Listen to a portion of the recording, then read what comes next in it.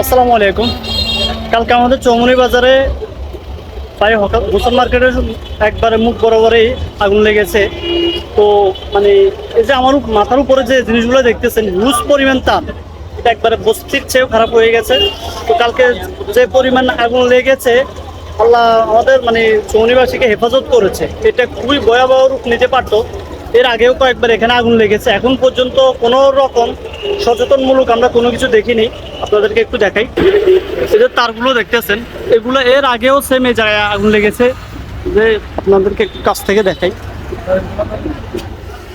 পরিস্থিতিটা একটু দেখেন। এমন একটা পরিস্থিতি, একটা মার্কেটের সামনে এভাবে থাকা, যতটুকু দেখতেছেন সব পুরোটাই অবস্থা, মানে কি বাজে একটা পরিস্থিতি।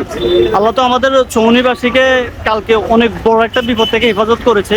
এর থেকেও বেশি কিছু ঘটতে পারতো, যাই হোক আল্লাহ অন্ততে সবাইকে হেফাজত করেছে। আমার মাথার উপরে দেখেন, আর হচ্ছে আমাদের হোসেন মার্কেট আমার পিছনেই, এ হচ্ছে হোসেন মার্কেট, এ হচ্ছে আমাদের চৌরাস্তা রোড, আর এ হচ্ছে ফেনী রোড। তা আমরা যদি এভাবে আমাদের চৌমুহনী বাজারে ঘটনা ঘটতে থাকে, তাহলে পরবর্তীতে এটা খুবই ভয়াবহ রূপ ধারণ করবে। আমরা আগে থেকে চাই এখানকার এই কার্যক্রমগুলো সুন্দর হোক, মেরামত হোক। এগুলা এভাবে কেমন লাগে আপনারা একটু বলেন, এগুলো কেমন লাগে? না দেখতে সুন্দর লাগে, সবসময় মনে হচ্ছে ঝুঁকির মধ্যে দিয়ে আমাদের চৌমুহনী বাজারের মানুষ চলাফেরা করতেছে। এটা ছিঁড়ে যে কোনো মতে দুর্ঘটনা ঘটতে পারে। এর আগে একবার ছিঁড়ে পড়ে গেছে।